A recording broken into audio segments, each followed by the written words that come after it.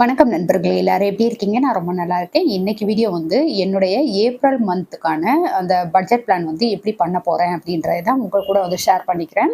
இது எதுக்காக அப்படின்னாக்க, நான் வந்து எப்படி பண்றேன் அப்படின்றத பார்த்துட்டு உங்களுக்குமே அதுல இருந்து ஒரு சில ஐடியாஸ் வந்து கிடைக்கும். ஸோ அதுக்காக தான் இந்த வீடியோ வந்து ஷேர் பண்றேன். நிறைய பேருமே கேட்டிருந்தீங்க, நீங்க எப்படி வந்து ஒவ்வொரு மாசத்துக்கும் பட்ஜெட் பிளான் பண்றீங்க அப்படின்னுட்டு. ஸோ அத பத்தின டீட்டெயில் வந்து இந்த வீடியோல பார்க்கலாம். ஸோ வீடியோ வந்து ஸ்கிப் பண்ணாம ஃபுல்லா பாருங்க. ரொம்ப ரொம்ப யூஸ்ஃபுல்லா இருக்கும். அதோட இந்த வீடியோக்கு ஒரு லைக் ஒண்ணு குடுத்துட்டு, இப்ப வாங்க வீடியோக்குள்ள போலாம்.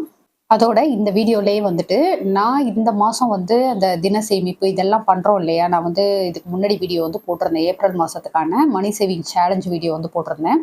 அதன்படி மணி சேவ் பண்றது மட்டும் இல்லாம, இந்த மாசம் வந்து என்னுடைய செலவுகள்ல எப்படி வந்து சிக்கனமா இருக்கிறதுக்கு பிளான் பண்ணியிருக்கேன். என்னுடைய செலவுகள் வந்து எப்படி நான் வந்து கண்ட்ரோல் பண்ண போறேன் அப்படின்றத பத்தின டீட்டெயிலும் இந்த வீடியோல சொல்றேன். ஸோ கண்டிப்பா பாருங்க. ஃபர்ஸ்ட்டு வந்து நமக்கு என்ன இன்கம் வருது அப்படின்றத பொறுத்து நம்மளுடைய வரவு செலவு கணக்கெல்லாம் வந்து நோட் பண்ண ஆரம்பிக்கணும். நமக்கு தின இன்கமா இருந்தாலும் சரி, இல்ல வார வாரம், மாச இன்கம் இந்த மாதிரி எது மாதிரி இருந்தாலும் சரி, நம்மளுடைய வருமானத்த பொறுத்து அதில உள்ள செலவுகளையுமே வந்து நோட் பண்ணி வைக்கணும். அது எப்படி பண்றது அப்படின்றதையுமே நான் வந்து சொல்றேன். நான் எப்படி பண்றேன் அப்படின்றதையுமே சொல்றேன். அதோட எந்தெந்த செலவுகளுக்கு இப்போ மாசம் சம்பளம் வாங்குறோம் அப்படின்றப்போ, அதில முக்கியமான செலவுகள் அப்படின்ட்டு இருக்கும் இல்லையா? ஸோ அத பத்தின டீட்டெயிலுமே பார்க்கலாம். எப்படி வந்து நம்மளுடைய செலவுகள வந்து மேனேஜ் பண்றது? எப்படி பிளான் பண்ணணும்? செலவுகளையே வந்து எதுக்கு இம்பார்ட்டன்ட் குடுத்து ஃபர்ஸ்ட்டு செலவு அப்படின்றத வந்து பண்ணணும். அப்படின்றது மாதிரியான எல்லா விஷயமுமே இதில வந்து சொல்லியிருக்கேன். இப்போ 1ஆம் தேதி டூ 10ஆம் தேதிக்குள்ள இருக்கக்கூடிய எக்ஸ்பென்சஸ்ன்னு பார்த்தோம்னா, அதிகபட்சம் எல்லாத்துக்குமே வந்து வாடகை, அதுக்கடுத்து வந்து பால்க்கு குடுக்குறது, மளிகை திங்ஸ் வாங்குறது. மளிகை திங்ஸ் அப்படின்றது வந்து என்னைய பொறுத்த அளவுக்கு நான் வந்து இந்த 1ஆம் தேதியிலேருந்து 10ஆம் தேதிக்குள்ள கண்டிப்பா வாங்கணும் அப்படின்ற மைண்ட் செட்லலாம் இருக்க மாட்டேன். எனக்கு வந்து என்ன தீருதோ நான் அப்பதான் வாங்குவேன். கட்டாயம் இந்த தேதிக்குள்ள வாங்கணும் அப்படின்றது மாரிலாம் இருக்க மாட்டேன். உங்களுக்கு எப்படியோ நீங்க அது மாரி பார்த்துக்கலாம். என்னைய பொறுத்த அளவுக்கு எப்போ வந்து என்னுடைய மளிகை திங்ஸ் வந்து முக்கியமான இதெல்லாம் வந்து தீருதோ, அப்பதான் நான் போயிட்டு வாங்கணும். அந்த தீர்ற ஸ்டேஜ்ல இருக்கும் பார்த்தீங்களா? ஃபுல்லாவும் தீர விட மாட்டேன். ஓரளவுக்கு இன்னும் ஒரு 2, 3 நாள்ல வந்து நமக்கு முடிஞ்சிரும் அப்படின்றது மாதிரி இருக்கிறப்போ, நான் போயிட்டு எனக்கு தேவையான அந்த பொருட்கள் வந்து வாங்கிட்டு வந்துருவேன். அது எப்படி வாங்குறீங்க அப்படின்றதுமே வந்து கேட்டிருக்கிறீங்க. நான் வந்து அது எப்படின்றத வந்து அடுத்த வீடியோல சொல்றேன். அதுக்கடுத்து இஎம்ஐ நம்ம ஏதாவது முக்கியமான விஷயங்களுக்கெல்லாம் வந்து இஎம்ஐ கட்டுவோம். வீட்டு லோனு, இல்ல இந்த காரு, பைக் இது மாரி வாங்குனதுக்கான லோனு, இல்ல பர்சனல் லோன் இந்த மாதிரி விஷயங்களுக்கெல்லாம் வந்து இஎம்ஐ கட்டுவோம் இல்லையா? ஸோ அதெல்லாம் வந்து கண்டிப்பா இந்த தேதிக்குள்ள முடிச்சிரணும் அப்படின்றது மாரி இருக்கணும். அதுக்கடுத்து பெட்ரோல் போடுறது. என்னைய பொறுத்த அளவுக்கு ஒரு 10 நாள், 1 வாரம் இந்த மாரி கணக்கு பண்ணி நான் போட்டு வச்சுக்குவேன். நீங்க எப்படி பண்ணுவீங்களோ அது மாரி வந்து பண்ணுங்க. இல்ல அதுக்கான அமௌண்ட்ட வந்து தனியா எடுத்து வச்சுக்கோங்க. அதே மாதிரி சிலிண்டர் புக் பண்றதும் அதே மாதிரி தான். எனக்கு வந்து ஒரு சிலிண்டரு ஒரு 2 மாசத்துல இருந்து 2 1/2 மாசம் கண்டிப்பா வரும். ஒரு 70, 75 நாட்களுக்கு வந்து வரும். ஸோ அதுக்கேத்தது மாரி நான் வந்து புக் பண்ணி வச்சுக்குவேன். ஒரு சிலிண்டர் எம்ப்டி ஆயிடுச்சு அப்டின்னாவே, நான் அடுத்த சிலிண்டர் வந்து புக் பண்ணி வச்சுக்குவேன். ஏன்னா எப்ப தீரும் என்னன்றது நமக்கு தெரியாது. அவங்க வந்து டிலே பண்ணலாம் அப்டின்றதுனால நான் வந்து புக் பண்ணி வச்சுக்குவேன். இதெல்லாம் வந்து ஒரு எமர்ஜென்சியா நம்ம வந்து புக் பண்ணி வச்சுக்கணும். இப்ப நான் சொன்ன இந்த விஷயங்கள் எல்லாமே வந்து ஒரு 1ஆம் தேதியிலேருந்து 10ஆம் தேதிக்குள்ள கட்டாயம் நம்ம செஞ்சே ஆகணும் அப்படின்றது மாதிரியான ஒரு சில விஷயங்கள். ஸோ இதெல்லாம் வந்து ஃபர்ஸ்ட்டு ப்ரிஃபரன்ஸ் குடுத்து இதெல்லாம் பண்ணிக்கோங்க. அதுக்கடுத்து சேவிங்ஸ்ன்றதும் அதே மாதிரி தான்.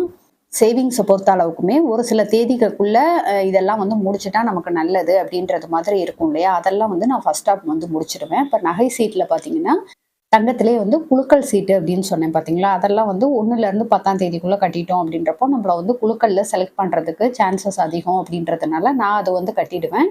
இதுவுமே வந்து ஆன்லைன்ல கட்டுறது எப்படி அப்படின்றது மாரி ஒரு சிலர் கேட்டிருந்தீங்க. நான் இந்த மாசத்துக்கான சீட்டு வந்து நான் கட்டி முடிச்சுட்டேன். ஸோ அதுவுமே வந்து ஸ்க்ரீன் ரெக்கார்ட் வந்து பண்ணியிருக்கேன். அது உங்களுக்கு அடுத்த வீடியோவா நான் வந்து போஸ்ட் பண்றேன். ரொம்ப ரொம்ப யூஸ்ஃபுல்லா இருக்கும். இந்த சீட்டு பத்தின டீட்டெயில் வந்து ஆல்ரெடி நான் வந்து போஸ்ட் பண்ணியிருக்கேன். அதோடைய லிங்க் வந்து டிஸ்கிரிப்ஷன்ல இருக்கும். தேவைப்படுறவங்க செக் பண்ணி பாருங்க. அதே மாரி தங்க நகை சீட்டு, அதாவது தங்கத்துல வரவு வைக்கக்கூடிய சீட்டு அப்படின்றது வந்து நம்ம என்னைக்கு ரேட் குறையுதோ அன்னைக்கு கட்டினோம்னா நமக்கு வந்து பெனிஃபிட்டா இருக்கும். ஸோ இது வந்து கட்டாயம் அந்த 1ஆம் தேதியிலேருந்து 10ஆம் தேதிக்குள்ள பண்ணணும் அப்படின்ற எந்த கட்டாயமும் கிடையாது.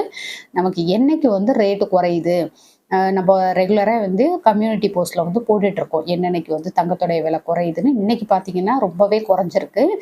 1 கிராம் வந்து ரூ. 8,400 கிட்ட விக்கிது அப்படின்றது மாரி இருக்கு. இப்போ நியூஸ்ல எல்லாம் கூட பார்த்துருப்போம்.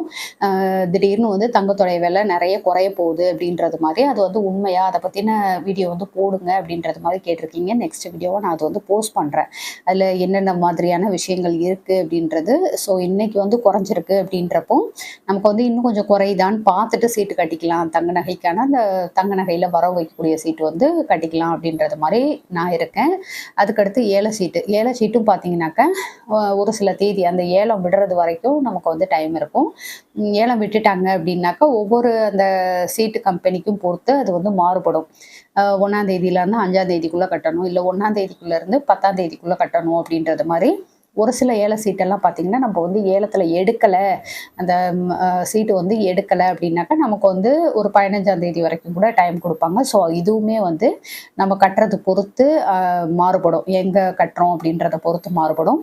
ஆர்டிய பொறுத்த அளவுக்கு நம்ம 1ஆம் தேதியிலேருந்து 30ஆம் தேதி வரைக்கும் எப்போ வேணா கட்டிக்கலாம். இது பத்தின டீட்டெயிலுமே வந்து வீடியோ போட்டிருக்கேன். ஆர்டி எல்லாம் வந்து ரொம்பவே இம்பார்ட்டன்ட்டானது. பசங்கள்லாம் இருக்கிறாங்க, இல்ல நம்ம லைஃப்க்கு வந்து ஃபியூச்சருக்கு தேவைப்படுது அமௌண்ட்டு அப்படின்றப்போ, இதெல்லாம் வந்து ரொம்பவே பெஸ்ட்டான ஒரு ஸ்கீமு. இது போஸ்ட் ஆஃபீஸ்லயும் இருக்கு, பேங்க்லயும் இருக்கு. மந்த்லி ஒன்ஸ் நம்ம வந்து கட்டினா போதும். ஒரு குறிப்பிட்ட தொகை வந்து கட்டினா போதும். இத பத்தின டீட்டெயில் வந்து வேணுன்றவங்க கண்டிப்பா டிஸ்கிரிப்ஷன்ல வந்து செக் பண்ணி பாருங்க. வீடியோ போட்டிருக்கேன். அதுக்கடுத்து பிபிஎஃப் அக்கௌண்ட்டு. பிபிஎஃப்பும் அதே மாதிரி தான். நம்மளுடைய எதிர்காலத்துக்கு தேவையானது. இது வந்து லாங் டர்மா நம்ம வந்து சேவ் பண்ணக்கூடியது. ரொம்ப ரொம்ப அதிக அளவுல நமக்கு ரிட்டர்ன்ஸ் கிடைக்கக்கூடியது. ஸோ இது பத்தின டீட்டெயிலுமே போஸ்ட் பண்ணியிருக்கேன். கண்டிப்பா செக் பண்ணி பாருங்க. இப்ப பிபிஎஃப் பொறுத்த அளவுக்குலாம் பார்த்தீங்கன்னாக்கா, ஒரு 1ஆம் தேதியிலருந்து 5ஆம் தேதிக்குள்ள கட்டுறோம்னாக்கா, இதோடைய வட்டி விகிதம் வந்து ரொம்ப அதிகமா கிடைக்கும். இது வந்து எத்தன பேத்துக்கு தெரியும் அப்படின்றது தெரியல. ஆனா ஒரு சில போஸ்ட் ஆஃபீஸ்ல எல்லாம் இது வந்து சொல்றாங்க. 1ஆம் தேதியிலேருந்து 5ஆம் தேதிக்குள்ள கட்டிட்டீங்கன்னாக்கா, உங்களுக்கு அந்த வட்டி விகிதம் வந்து அதிகமா கிடைக்கும். இல்ல நீங்க எப்ப வேணா கட்டலாம் அப்படின்றது மாரி சொல்றாங்க. நம்ம கையில பணம் இருக்கு அப்படின்ற பட்சத்துல நம்ம எப்ப வேணா போய் கட்ட தான் போறோம். ஸோ பணம் இருக்குன்றப்போ நம்ம அந்த 1ஆம் தேதியிலேருந்து 5ஆம் தேதிக்குள்ள கட்டிட்டோம்னா, வட்டி விகிதம் வந்து அதிகமா கிடைக்கும் அப்படின்றதுனால, நான் அது வந்து ஒரு சில வருஷங்கள் வந்து ட்ரை பண்ணி பார்த்தேன். இப்ப லாஸ்ட் ஒரு 2, 3 வருஷமா நான் வந்து அது மாரி போட்டு பார்த்தப்போ, அதுக்கு முன்னாடி வந்த வட்டி விகிதத்துக்கும், இப்ப வர்ற வட்டி விகிதத்துக்கும் ரொம்பவே வித்தியாசம் இருக்கு. அதாவது அதிக அளவுல கிடைக்குது. ஸோ அதுக்கேத்தது மாரி 1ஆம் தேதியிலேருந்து 5ஆம் தேதிக்குள்ள இது வந்து நான் கட்டிடுவேன். ஸோ இது மாரி தான் வந்து சேவிங்ஸுமே நம்மளுக்கு டேட் இருக்கு அப்படின்றத பொறுத்து நான் வந்து பண்ணிட்டு இருக்கிறேன். அதுக்கடுத்து பார்த்தீங்கன்னா, வீக்லி எக்ஸ்பென்சஸ். இதில வந்து ரொம்ப முக்கியமா இந்த காய் வாங்குறது, நான்வெஜ் எடுக்கிறது, ஷாப்பிங் போறது, இந்த மாரி விஷயங்கள்லாம் நம்ப வந்து பண்ணுவோம். நான் பொதுவா அந்த மாரி பண்ணுவேன். இப்ப நான்வெஜ் எல்லாம் பார்த்தீங்கன்னாக்கா, வாரத்தில 2 டைம் எடுக்கிறது மாரி கூட இருக்கும் ஒரு சில சமயம்.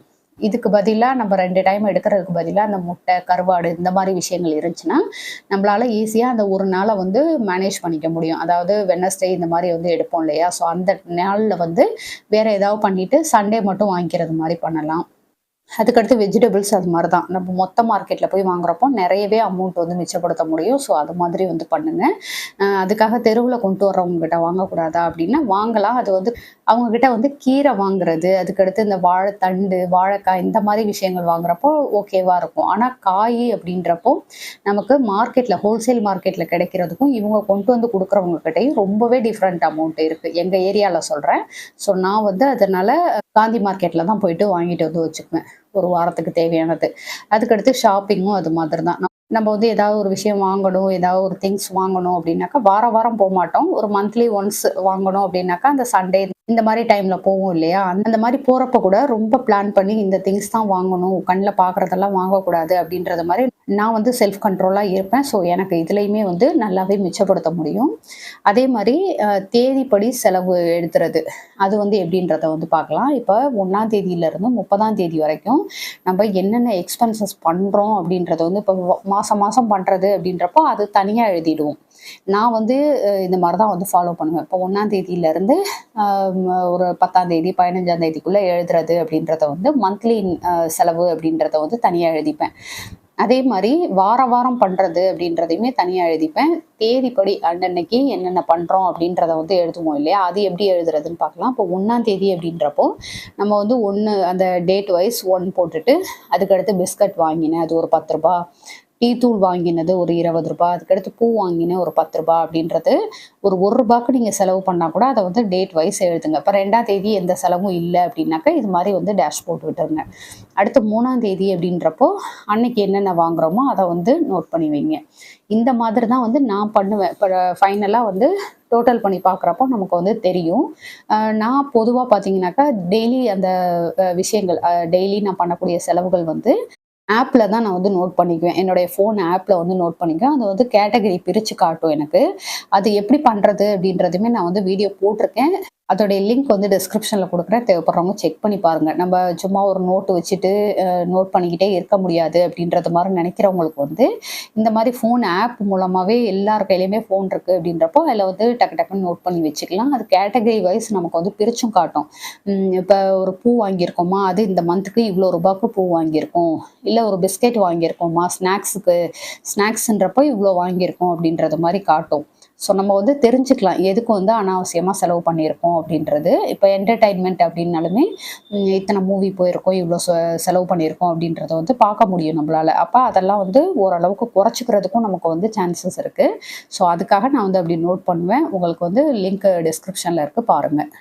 இப்போ இந்த மாதம் என்னுடைய சேவிங்ஸ் பிளான் அப்படின்னு பார்த்தீங்கன்னாக்க, இப்போ ஒரு வாரத்துக்கு முந்தி தான் நான் வந்து மளிகை ஜாமான் வாங்கினேன். நான் முன்னாடியே சொன்னது மாதிரி மாதம் இத்தனாம் தேதிக்குள்ளே நான் வாங்கிடணும் அப்படின்றது மாதிரி இருக்க மாட்டேன். எனக்கு வந்து என்ன தீருதோ அதை வந்து நோட் பண்ணி வச்சுக்கிட்டு முக்கியமான பொருட்கள் வந்து தீராமல் பார்த்துக்குவேன். உப்பு, மஞ்சள் இந்த மாதிரி விஷயங்கள் வந்து தீராமல் பார்த்துக்கணும். மித்தபடி மற்ற விஷயங்கள் வந்து இப்போ மசாலாலாம் நம்ம அரைச்சி வச்சிடறோம், வீட்டிலேயே ரெடியாக அரைச்சி வச்சிடறோம்.